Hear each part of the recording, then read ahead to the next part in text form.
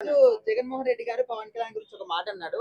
ఎమ్మెల్యేకి తక్కువ కార్పొరేటర్ కి ఎక్కువ అని. సో దాన్ని మనం ఏ విధంగా చూడొచ్చు? రేపొద్దున 14వ తారీఖున ఒక పెద్ద సభ ఉంది కదా, నాకు తెలిసి 10కి ఎక్కువ 12కి తక్కువ అంటే ఏంటంటే ఒకళ్ళొకళ్ళు మాటలు యుద్ధం తప్పించి ప్రజలకు ఏం న్యాయం చేస్తున్నారనేది లేదు. ఈ అక్రమ అరెస్టులు అంటున్నారు. అక్రమ అరెస్టులు అంటే ఊరికి అరెస్ట్ చేస్తే ఒప్పుకుంటారా? కోర్టులు అన్నా వీళ్ళకి ఏమైనా బెనామీలా? ఇక్కడ దేనికి రూల్ అందే. నిజంగా పవన్ కళ్యాణ్ గారిని తిడితే ఓకే, రాజకీయంగా తిట్టాడు, ఫ్యామిలీని తిట్టారు, పిల్లల్ని తిట్టారు. చంద్రబాబు నాయుడు గారు వాళ్ళ భార్యను తిట్టినప్పుడు నిజంగా వాళ్ళ కేసు పెడితే ఆడవాళ్ళు వీళ్ళు బయటకు వస్తారా?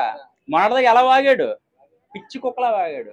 ఆ వాగుడు చూసి రేపొద్దున ఎవడైనా సరే మాట్లాడాలంటే భయం పుట్టదు. సీతయ్య సినిమా చూసారు ఎవరైనా? అందరు స్టేషన్లు తిప్పుతూ ఉంటారు కదా, అలా తిప్పుతుంటే దడ వస్తుంది ఒక్కొక్కరికి.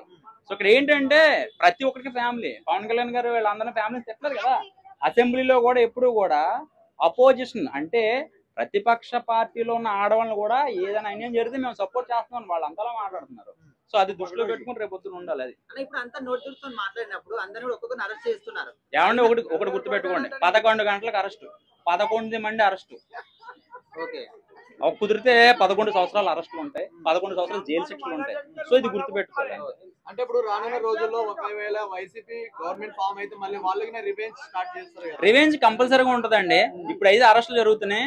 ఒకవేళ కూటమి ప్రభుత్వం 4 సంవత్సరాల తర్వాత ఓడిపోతే కనుక మనుషులు లేపేస్తారు. ఇంకెవడో బతకడు. ఇంకా ప్రజలు ఇంకా బతకడానికి కూడా కష్టం. ఏదైనా మాట్లాడాలన్నా కూడా భయం అన్నమాట. ఎందుకంటే ఓట్లు వేసేటప్పుడు మాత్రం బాగా దగ్గరుండి ఎంచక అమ్మ బొమ్మ అని చెప్పి తల మీద చేతులు వేసి ఓట్లు వేయించుకుంటారు. బట్ కట్ చేస్తే అయిపోతుంది. ఇప్పుడు కక్ష రాజకీయాలు నడుస్తున్నాయి అనుకోవచ్చు ఆంధ్రప్రదేశ్ లో. కక్షపూరితమైన రాజకీయాలు నడుస్తున్నాయి అనుకోవచ్చు ఆంధ్రప్రదేశ్ లో.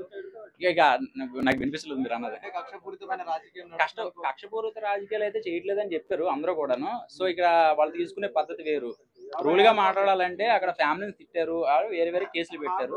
సో ఇప్పుడు ప్రభుత్వం ఉంది కాబట్టి వాళ్ళ తరపున ఉంది కాబట్టి న్యాయంగా అలానే వీళ్ళు తిట్టారు కదా. ఎవరు అంటే జనసేన వాళ్ళు టీడీపీ వాళ్ళు తిట్టారు కదా, తిట్టారు, బరాబర్ తిట్టారు కానీ ఇంట్లో ఆడవాళ్ళని తిట్టలే, పిల్లల్ని తిట్టలేదు కదా, అసభ్యకరంగా మాట్లాడలేదు కదా, ఒక సినిమాని స్కిట్ గా రాసుకుని ఏం తిట్టలేదు కదా. సో అది పర్సనల్ గా వెళ్ళింది కాబట్టి ట్రీట్మెంట్ ఇలా ఉంది. దడ పుట్టిస్తున్నారు అనమాట. దడ పుట్టేస్తుంది రేపు పొద్దున ఒక్కొక్కడికి. రేపు 14వ తారీఖు జనసేన ఆవిర్భావ దినోత్సవం. మరి ఎలా ఉండబోతుంది సభ? ఎలాంటి వాళ్ళందరూ పిఠాపురంలో అందరూ కూడా కొంచెం హ్యాపీగా ఫీల్ అవుతారు. ఎందుకంటే వాళ్ళందరూ కూడా నమ్మి కూటమిని కానీ జనసేన కానీ గెలిపించారు కాబట్టి. సో ఆ సభ అనేది కొంచెం ఊపిరి పీల్చుకుంటది. ఓవరాల్ ఒక మాటలో జనసేన గురించి పవన్ గురించి ఏం మాట్లాడతారు? ఒక 4 సంవత్సరాలు ఇంకా పదవులు ఉన్నారు కాబట్టి వాళ్ళందరికీ కూడా గవర్నమెంట్ ఉంటది కాబట్టి ఆ 4 సంవత్సరాలు ఏదైతే అమలు చేశారో అవన్నీ కూడా జాగ్రత్తగా ప్రజల్ని డిసప్పాయింట్ చేయకుండా ఉంటే కనుక మళ్ళీ వీళ్ళే కూటమి ప్రభుత్వం వస్తుంది. లేదు ఏదైనా ప్రజల్ని డిస్టర్బ్ చేస్తే కనుక వాళ్ళకన్నా తెలివైన వాళ్ళు ప్రజలు. ఒక్కసారి ప్లేట్ మార్చారంటే మళ్ళీ ఆ కూటమి ప్రభుత్వం కూడా ఉండదు. సో అది దృష్టిలో పెట్టుకుంటే బాగుంటుంది. వెళ్ళిపోవచ్చు, అందులో ఎటువంటి డౌట్ లేదన్నమాట. కార్పొరేట్ ఎక్కువ ఎమ్మెల్యే తక్కువ అన్నప్పుడు ఈయన ముఖ్యమంత్రి చేశారు. ఒక ఛాన్స్ అంటే ఎక్కిన 2వ రోజు 3వ రోజే ప్రజా వేదికను కూల్చేశాడు. దాన్ని ఏమంటారు? కార్పొరేట్ ఎక్కువ ఉంటారా, ఎమ్మెల్యే తక్కువ ఉంటారా? చెప్పండి మీరే. ఆయనకి ఇచ్చారు, ఎమ్మెల్యే ముఖ్యమంత్రి అయ్యాడు. అయినప్పుడు దానికి సమాధానం ఏది? అదే ముఖ్యమంత్రి చేయాల్సిన పని. అది దానికి ఆయన అర్థం చేసుకుంటాడు మనం చెప్పిన దానికి. అంటే ఇప్పుడు ఒక వాల్యూ గల పదవి లాంటి ఇంతకు ముందు ఒక మాజీ సీఎం అనుకోవచ్చు. అయితే ఇప్పుడు కూడా వాళ్ళ పార్టీలో ఉన్న వాళ్ళు ఎన్ని మాట్లాడినా కూడా ఇప్పుడు ఆల్రెడీ అరెస్ట్ చేస్తూ ఉన్నారు. మరి అయినప్పటికీ కూడా ఈ విధంగా నోటుగా మాట్లాడడం కరెక్టే అంటారు? అదే ఆయన మరి ఏం చేసినా అర్థం కావట్లేదు, ఎందుకు మాట్లాడుతున్నా అర్థం కావట్లేదు. ఇప్పుడు ప్రజల సానుభూతి కలిగి మళ్ళీ ముఖ్యమంత్రి కావాలనుకున్నప్పుడు మంచిగా మాట్లాడి పద్ధతిగా మాట్లాడి అందరితో కలుపుకొని పోతే నీకు సానుభూతి వస్తుంది, నువ్వు మళ్ళీ ముఖ్యమంత్రి అవుతావు. నువ్వు ఇట్లా మాట్లాడితే ఎట్లా జనం నమ్ముతారు? నువ్వు ఒకసారి చూశారు ఒక ఛాన్స్ అంటే నమ్మలేకనగా నిన్ను దించింది. మళ్ళీ అయినా సానుభూతి జనాల్లో సానుభూతి తెచ్చుకుంటే నువ్వు మళ్ళీ 2వసారి అధికారంలో వస్తావు. ఇట్లా మాట్లాడితే జనం ఎట్టేస్తారు ఓట్లు? అది తెలుసుకోవాలి అతని. మరి ఎట్లా మాట్లాడుతున్నాం, మనకి మరి ఏం చేయాలనుకుంటున్నాం మరి రాష్ట్రాన్ని. అది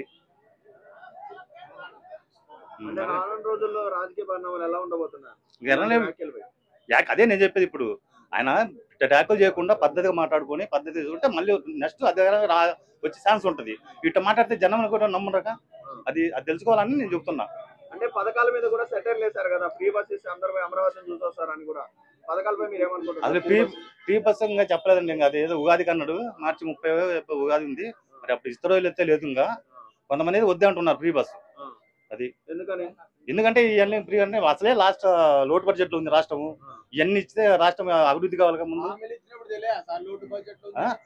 హామీలు ఇస్తారు, ఇచ్చినప్పుడు దాన్ని నిదానంగా చేస్తాను. అది మార్చి 30కి ఇస్తాను ఫ్రీ బస్సు.